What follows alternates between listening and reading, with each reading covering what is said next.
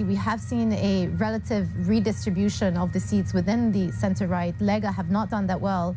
Fratelli d'Italia have emerged as a very dominant party.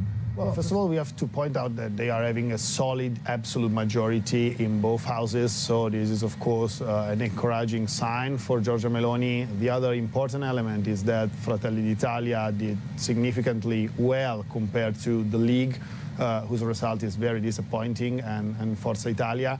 So with these large numbers for Meloni, it could be easier for her to manage her allies.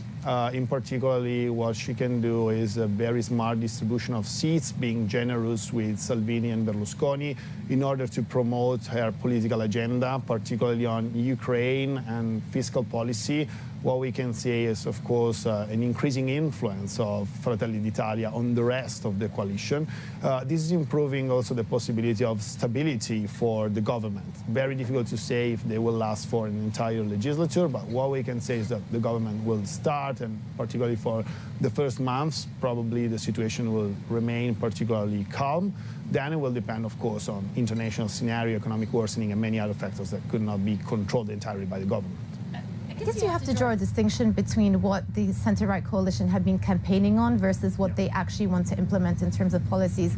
What do you think are going to be the priorities for this new government once it's formed? Well, for sure now the priority are attached to inflation and energy crisis. So the very costly promises of the electoral campaign are very difficult to respect, at least until there's the energy crisis emergency.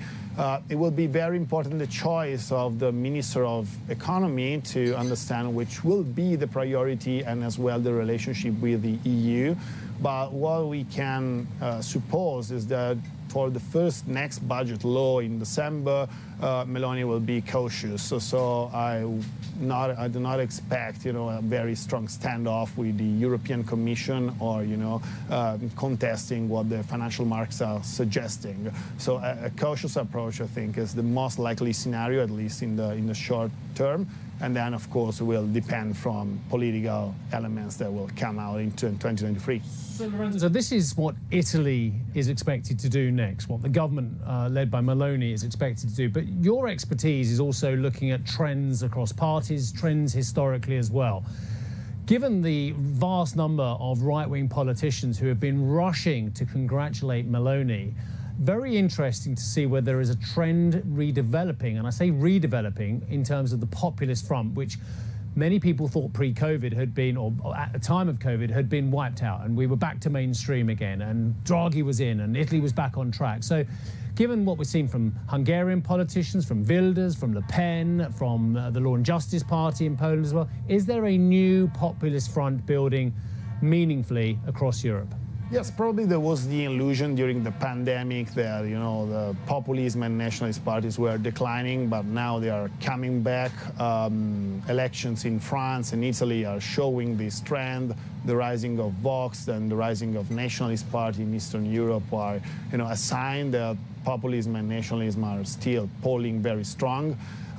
This is an interesting element, particularly for European politics, because leader as Meloni might try to be engaged into mainstream European politics, particularly dealing with the EPP, so the European Popular Party, which is in crisis from years, and so the Conservative might play a new role within the European.